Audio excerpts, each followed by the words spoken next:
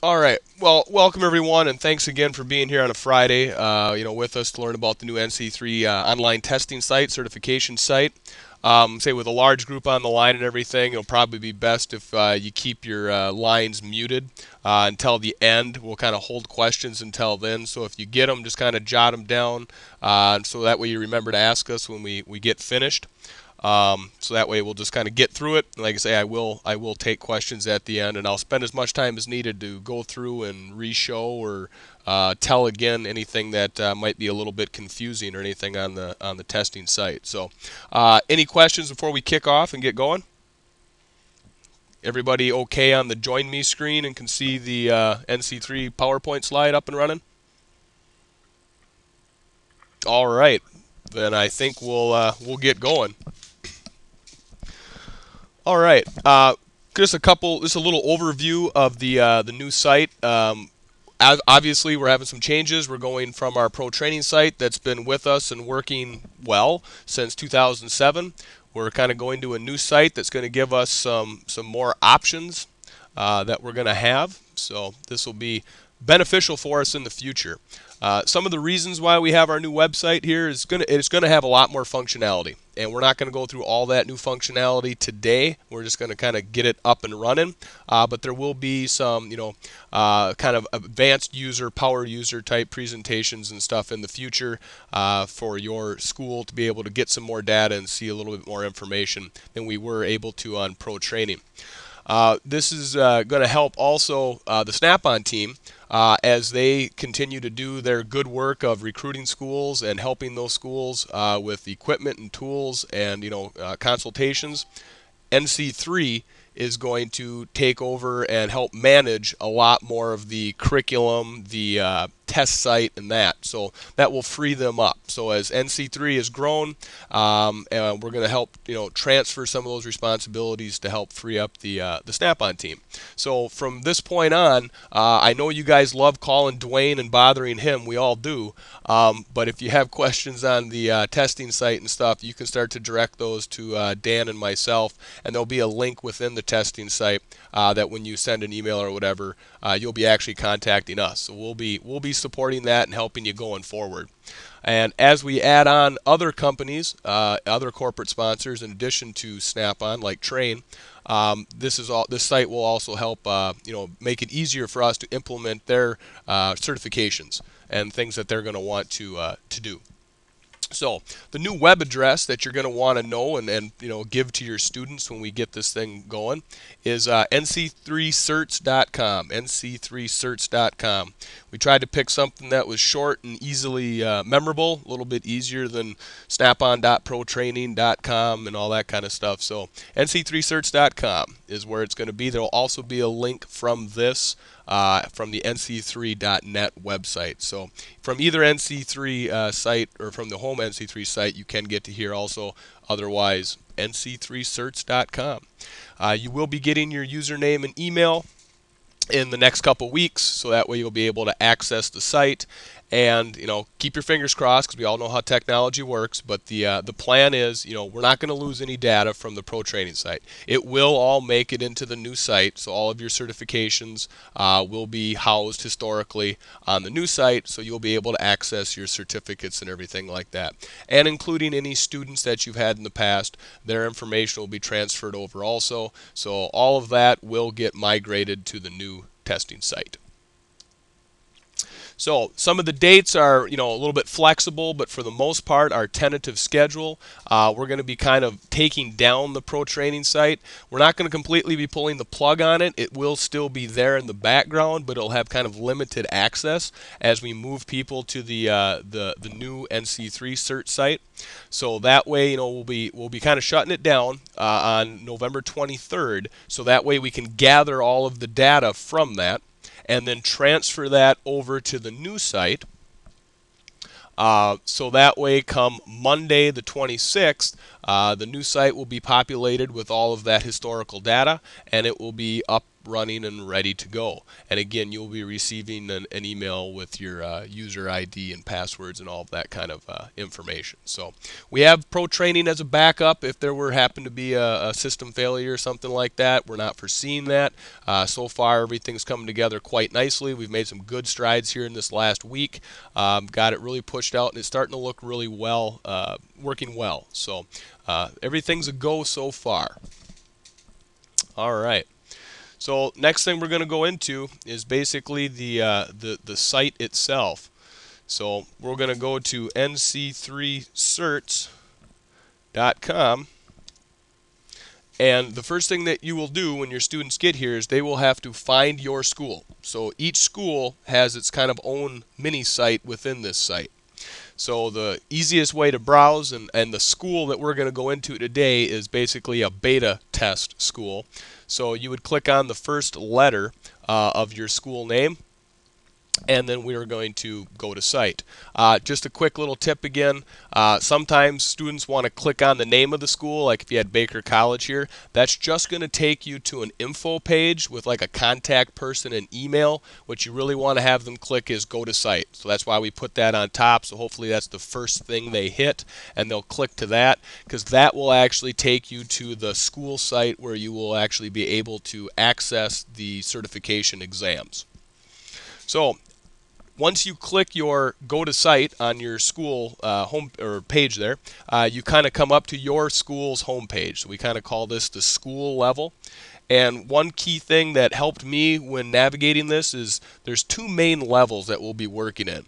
There's this school level where it will list all the certifications that you have access to. And then when we click on a certification to go into it, that's going to be the exam level. All right, so school level, exam level. You can kind of keep those two separate.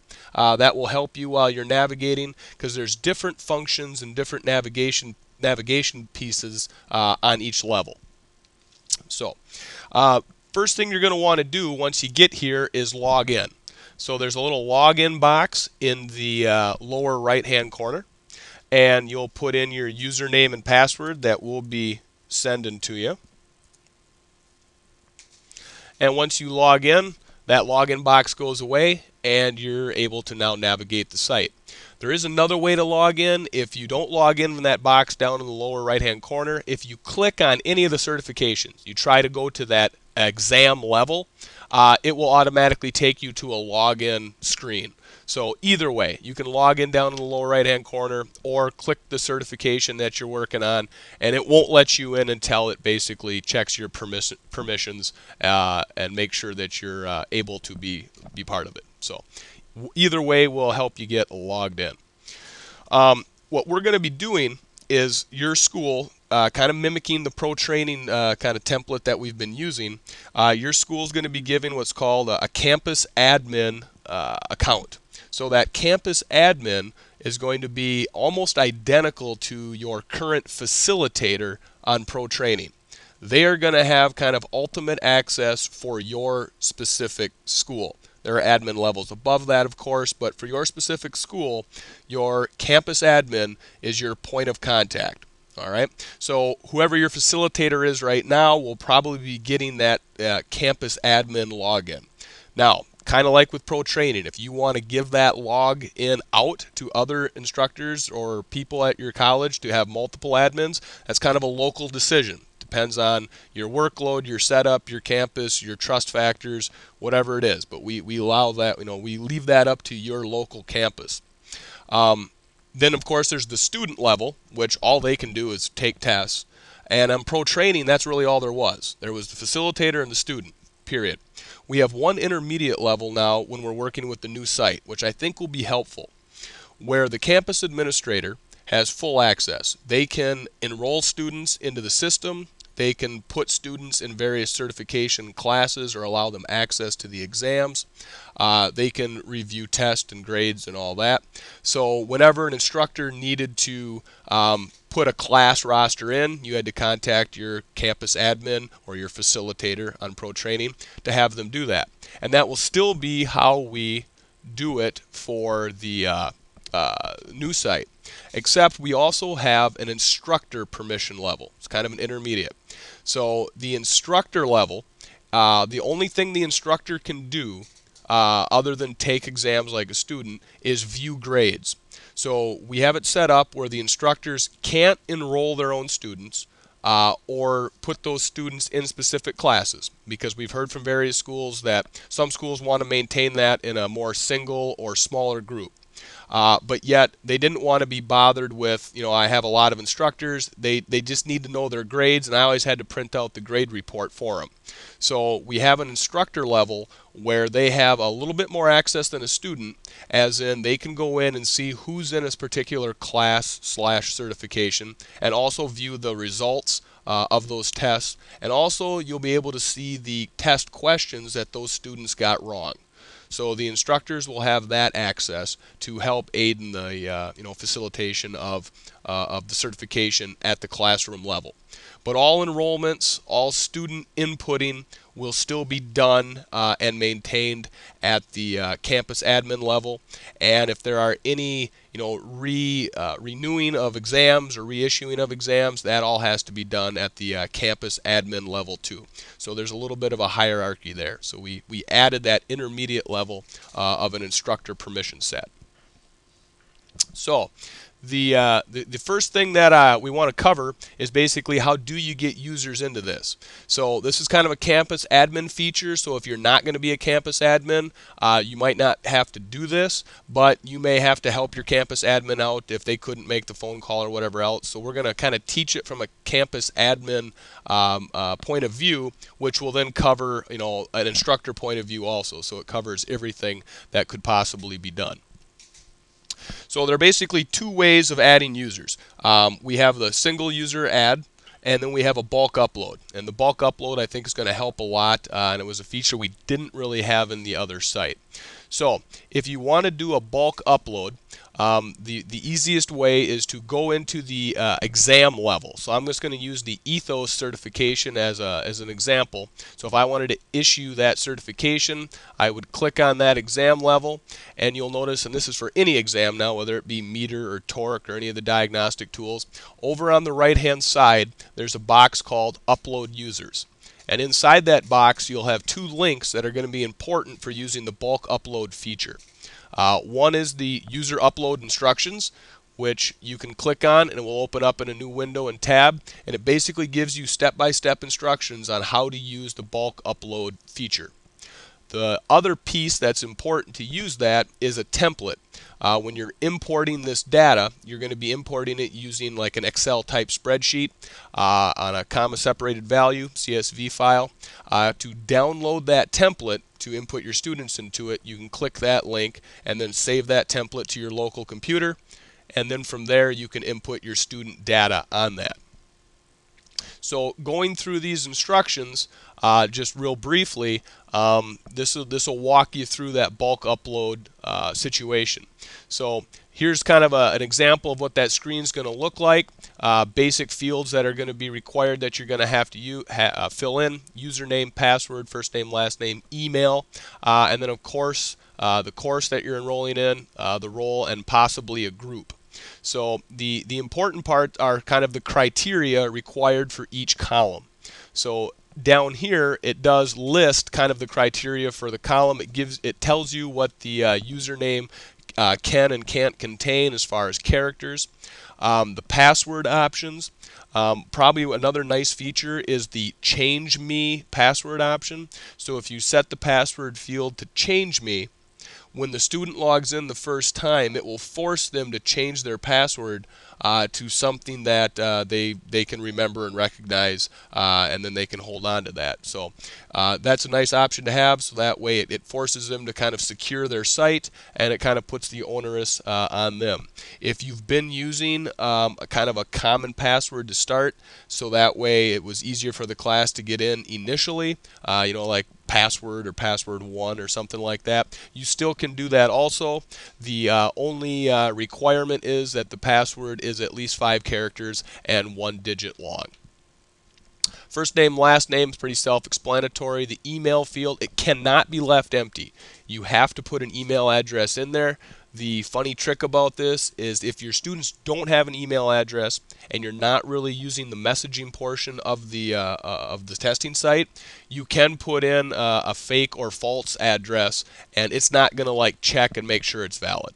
So if you're teaching at a high school or a college that doesn't issue email addresses, and you may have students that don't have an email address, that's okay. You can kind of put in a fake or phony email address and they will still have access to the site. It will not lock them out, but you do need to put something in the field for it to upload, otherwise it won't upload correctly. The next one is the course, or the course 1 column. One trick to this will be if you want to, not just put the students in the site, but also assign them to a specific test. So I'm going to put them in the site as a whole, so they'll be in the system. And I also want to put them in the 504 meter class, or the ethos class. That's the course 1. The only trick about the course 1 is you have to use what's called the certification short name. Okay, the short name is in the system, and of course it has to be put in exactly right, otherwise the system won't recognize it. We're going to be sending out or linking to the site kind of a cheat sheet of all the short names. All right, so most of them are pretty self-explanatory. The actual name here is like ethos certification. The short name is ethos. So it's almost what you'd expect it to be. But for some of the like Veris and Verdict data management, component testing, and electrical measurement, they've significantly shrunk that down. So we're gonna we'll give you that list. Just be aware that you'll want to like cut and paste or type that very carefully, because if you mess up that short name, of course the system won't recognize it, and then your students won't get enrolled in that course. So just make a note to be careful of the course 1 column. Put that in carefully, and you have to use the short name, and we will be sending you out a cheat sheet on that, or we're going to try to embed it right into the site here so you have it. The role is pretty much going to be students.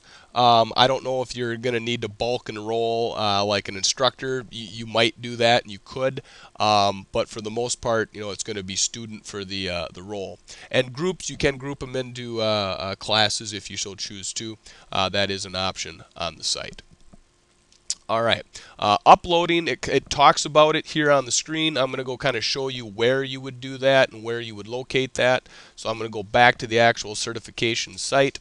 Once I've uploaded, or once I've downloaded my template and I've filled it out, I'll have to go back to the school level. So if you look in the upper left-hand corner here, you'll kind of see the breadcrumb trail that shows you where you're at. And right now I'm at the exam level of the ethos certification. In order to upload my template, I need to go back to the school level. Like I talked about those two main levels, school and exam. So if I go back to the school level by clicking School Home, that will take me back to the school level. And then over on the left-hand side, there's a My Info box. And in the My Info box, there's a user folder. So we're going to open up Users. And under Users, there's Accounts. And once we have the accounts open up, you can go to the Upload Users option. And here is where you would upload that CSV file. And one thing I should mention too, when you do save that template and you do like a save as, make sure you pick the proper format for that template, and that is a CSV file. It has to be saved as a CSV, comma separated value file, otherwise it will not upload properly. So I had accidentally defaulted to something else a couple times when I saved it, so that's one thing you'll just want to keep an eye on. It's an easy fix, but it can be frustrating if you didn't catch it when you saved it initially. So this is where you would do that. You'd upload that file. It's like any other attachment to an email or a website, and then you'd basically just click Upload Users, and it will automatically upload that. So that should save some time, considering how it had to be kind of manually entered one by one on the Pro Training site. So that's an awesome option to have now. The other option is basically to add a single user. Let's say we're going to add 1 or 2 instructors. Probably isn't worth the time of downloading the bulk upload template and all that. Under users again, from the school level, under users and accounts, we'll click Add New User. and that brings you up to a very familiar kind of name, rank, and serial number page where you'll put in the username, their new password, and then some of their identifying information. Again, email address, if they have it, use the one that is valid. If they don't, you can put an invalid email address in here, and it will still work.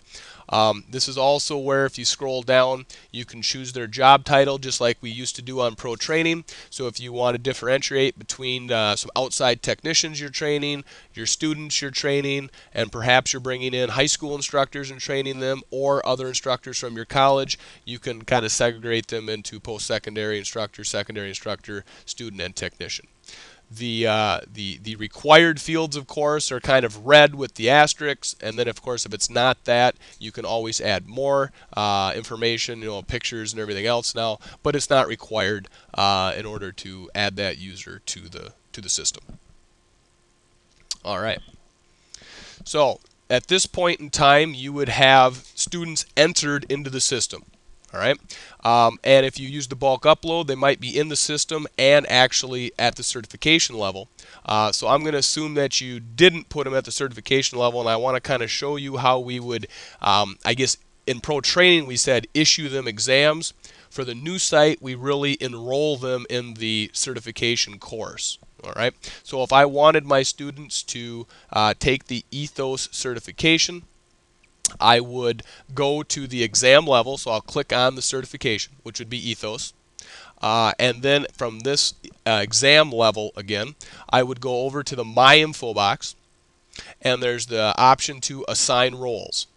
So I will click on assign roles, and at this point, this is where I can enroll students in the certification that I'm working with, like in this case, ethos. So I would go down to student, and this is one part that sometimes people get a little bit messed up on. They don't exactly know where to go from here. These options over here are actually linked, so it's not just student in a different color. It is actually a link. So you'll want to click, I want to add students or enroll students. So I want to click student, and at this point you will see two boxes. On the right are all of the students or users in the system. So there's a system level, and then there's like an exam level again. So these are all the people on the right here that are in the system. They may or may not actually be enrolled in a specific course or have access to the certification exams.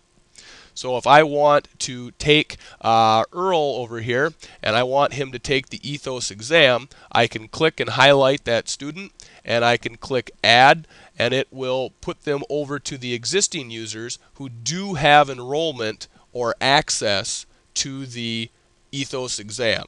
So essentially what I just did was issue Earl an exam, if you're using the pro training terminology that we're kind of used to. All right, new terminology, we call it enrollment. We enrolled Earl to take the ethos exam.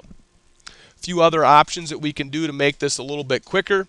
On my keyboard, if I hold the control button down, I can hold the control and click on multiple students that I want and click add, and that will add all of them at one time over to the existing users, or again issue them or enroll them to take that exam.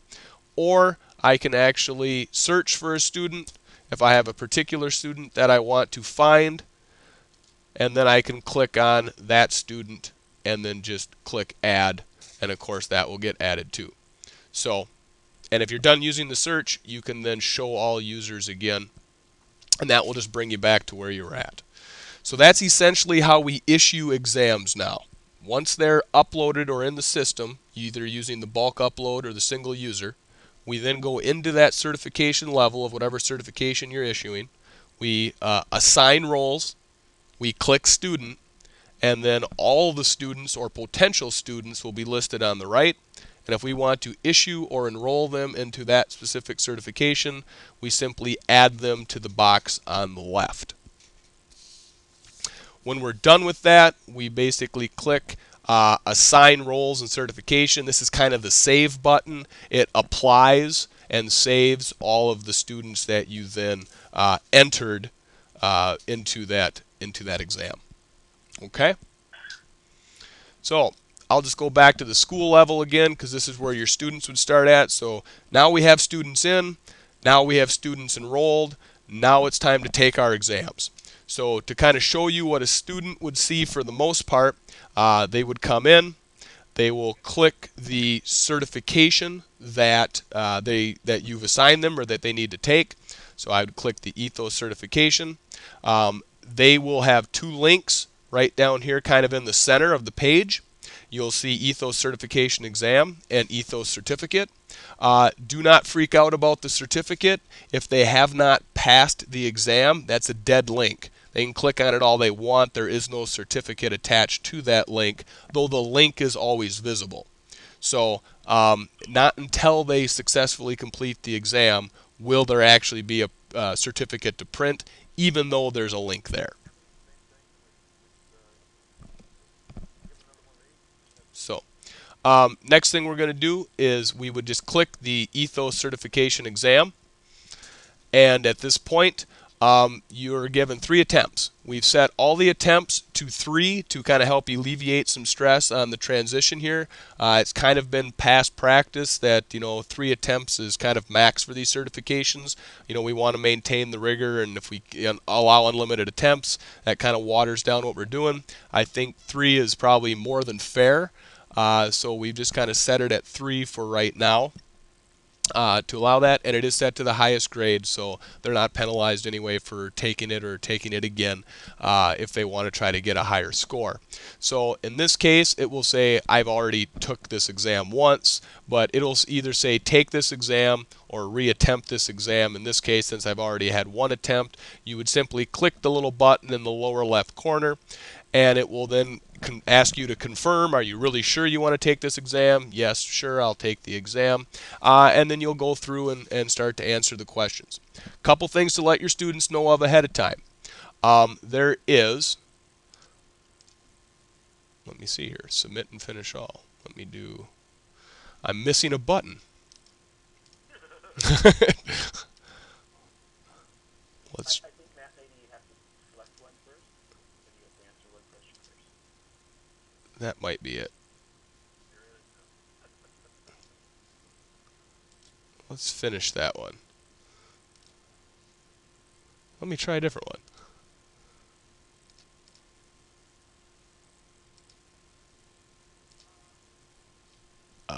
Okay. Let me try TC Max.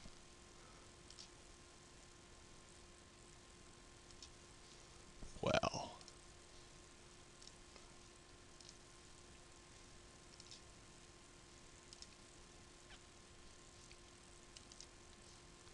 Reattempt. All right. Well, I'll tell you what you're gonna see when it's when you're supposed to see it. There's 2 buttons down here. One says save and submit, or excuse me, save without submitting, and the other one says submit all and finish. The save without submitting simply saves the user's progress at one point in time. And the reason it might be down is because we've asked them to change this to make it a little bit easier. So I'm hoping that's why it's down, and they're in the process of doing that. The trick, at least for the students that I tested this with, the button that used to be on the left, it would save their progress, but it wouldn't automatically move them to the next question. So if I answered question 1, and I wanted to save it in case my computer crashed or I lost internet connection or something like that, I would click save, but it would keep me on question 1. The only way I can go to question 2, there's 2 options. I can either go above and below on the number line, and I can click question 2, and that will bring me to question 2. Or I can use the next button or the next link that's way to the end of the number lines, both above and below again. And of course that would bring me to the next question or the previous question if I wanted to go back. So what we've asked them to do is change this button to save and next. So it would save the answer. So in case of a crash, they can come in and pick up where they left off, but it would automatically move them to the next question. So keep your fingers crossed. It might be gone because they're making it a little bit easier for us. But in case it comes back to the way it was, in order for your students to move forward to the next question, they either have to click the question number or click next on either one of the number lines above or below the question itself. When you are done answering all the questions, we'll always use the submit all and finish button. If they don't do that, it doesn't really submit the certification or the exam for grading. So I'll submit all and finish, and it will ask you to confirm that. And as a campus admin, there will be a review feature where I can go through and look at that exam. The students won't have access to that. So I'm just going to finish this review. But what you will have as an instructor, and I'm going to kind of bounce out because as an instructor you would start at the school level. And now let's say all of your students have completed their ethos exam and you want to go gather their scores and see how they did. You would log in, you would be at the school level. You would then click the certification that you want to go check the data on. So I want to go see how we did on the ethos.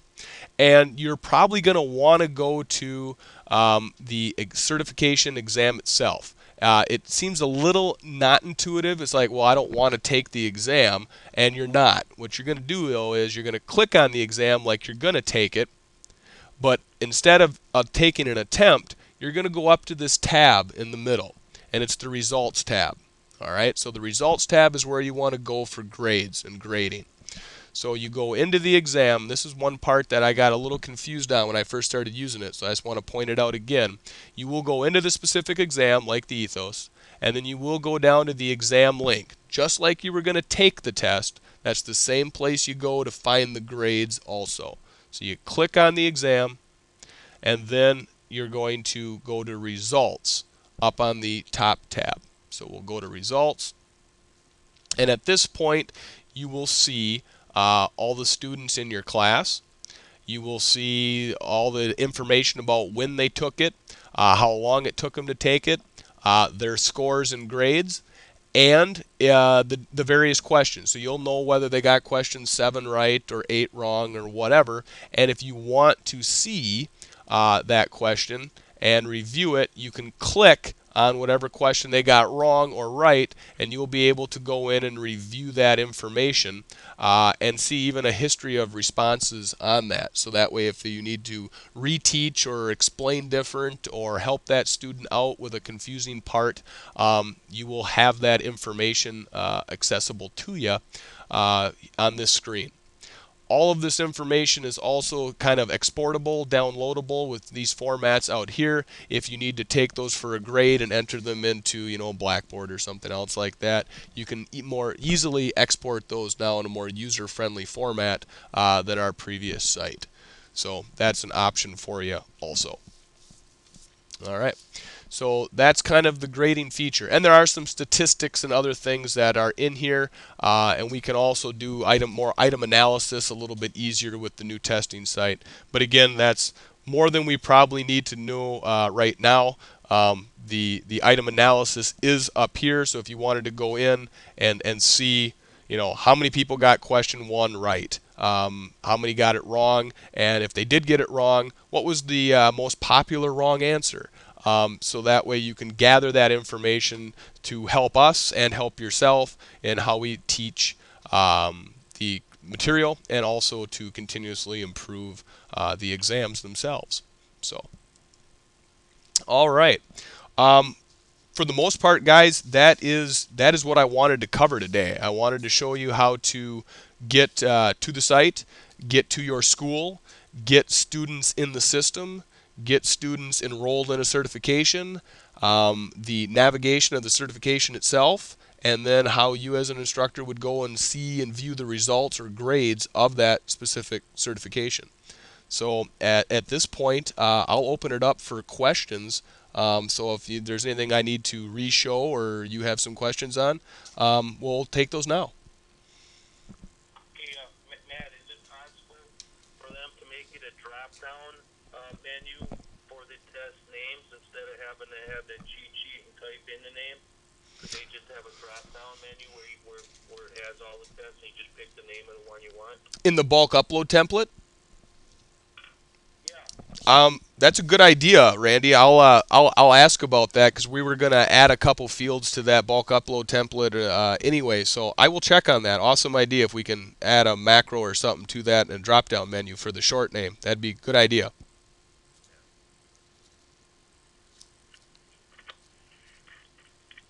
Any other questions? Yeah, I have one question. Okay. Under the 7 day, the old default on the old pro training site was 7 days from the Mm-hmm. time you loaded it in to take an exam. Is that still the same? No, actually, because there are no. The reason there was that setting was because we had these test credit things that we had to deal with. There are no more credits, so we again, as much as we love bothering Dwayne, we don't have to do that anymore for test credits. Okay. When we're in here and you issue that exam, you can go in as a campus admin and actually change the enrollment duration, but by default it's set to unlimited. So when you enroll them in the class, they have an unlimited amount of time to go and take their 3 attempts. And they'll have access to that until you basically unenroll them or remove them from that class and just put them back in the system as general. Good So question. set them up for a semester, and then at the end of the semester, evaluate whether or not they're still with us or not. Sure. Okay. And there was you flipping screens, and there was saw something on there for override permission. What was that about? Which screen? Do you remember? It was in the you were in the ethos certification, and I think it was part of the enrollment. You had the enrolling students. Okay. Well, here, let me do it.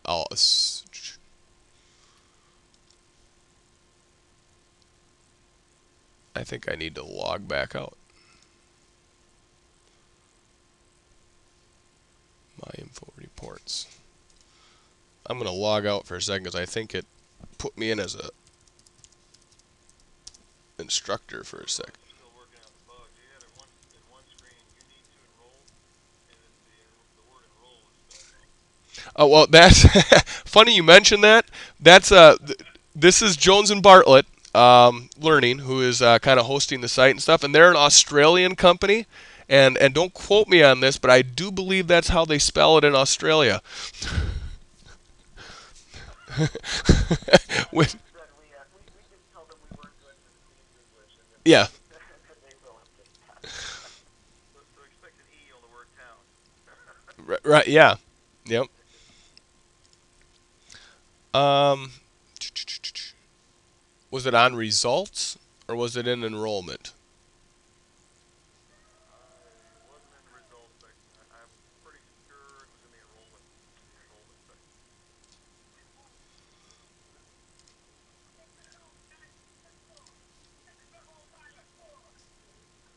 For adding a user or enrolling to that? Let's see.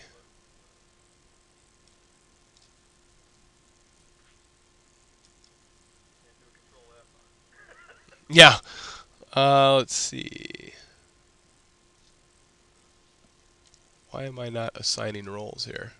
Now, what happens if you in the uploading of the Excel spreadsheet, Mm-hmm. if there is one comma incorrect or something, will it kick it out? Will it let us know that something's not Yeah, right? it will give you a warning, and it will also tell you what fields didn't get inputted or entered. So yeah, it gives you that warning, and then you can go in and fix your template. For the most part, it works pretty well. The only time I had an issue was with that short name, and like I say, that drop down menu was a good idea. So we'll see if we can get that incorporated. Otherwise, at the very least, we'll definitely get you that cheat sheet, so that way. You at least have what you have, and then you can always drag and copy into each one. I'm not seeing. 40 students hanging in the middle here between the transition of taking the test and switching over to the new one. So should they take? Should I try to get as many processed before Wednesday of this week, and then the other ones will just wait until the following week? That would probably be the best. Yeah, if you want to Okay. get it done before the pro training side goes down, and then give yourself a little buffer as the new one comes in. That would be how I would do it. That's actually how I am doing it here at Gateway. Yep. Okay. Great. Any other Looks questions? very nice, Matt. Matt looks very nice. The old one was just a lot better, I think. Yeah, we're pretty excited. I think this is going to work out well. Like I say, we'll get the bugs and wrinkles ironed out, and I'm excited. Well, now we can analyze the question. If 90% of the class got it wrong, that falls on us. Right. If we can better identify where the problem is, just, it was pure guesswork before that. It was very frustrating. It was, and like I say, from an NC3 perspective, we can gather that big aggregate data and see if there are questions where 90% of the country is getting them wrong. It might just be a bum question, so it'll make it easier for us to filter that stuff out and correct that on a more regular and ongoing basis, for sure. One quick thing, maybe you could just show the team real quickly in the help file where they can contact us in case they do get stuck or have questions during Oh, good the call. training period. Good call, Dan. On the school level, in the introduction box in the upper right, there's help documentation, and if you click on that, it's going to give you a bunch of links to a lot of the stuff that we just talked about. So, how to log in as a teacher or student, how to change your password, how to enroll students, how to assign students into a course, and like I say, a lot of the stuff that we went through. If you need a little refresher review, there's already help documentation built in for that, and then there is a little contact us over on the right hand side that will shoot an email to the test site team here that will get back to you and try to answer your questions as quick as we can. So, and you guys, most of you guys I've had in class and stuff before, and we've met. So you always have my contact information here at Gateway too. So don't be afraid to use that. I'm here to help. Hey, Matt. Mm-hmm. Hey, Matt, this is Earl. Hey, fantastic job. If I could add one thing that may help us out, especially on if we do have a test question that we have a concern about, if you don't mind going back to the ethos test question screen where you pulled up the results, I Sure. want to point something out to the group here that was a huge add-on. Hit your item analysis there.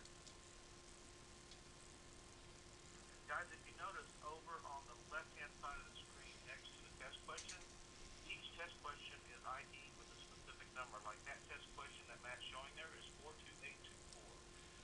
So if you do spot something and you send it back to NC3, and then we work together as Snap-on and NC3 team to look at the question, because we have such a large test question database, if you can also reference that number, that would help us tremendously when we have to go in and take a look at a test question.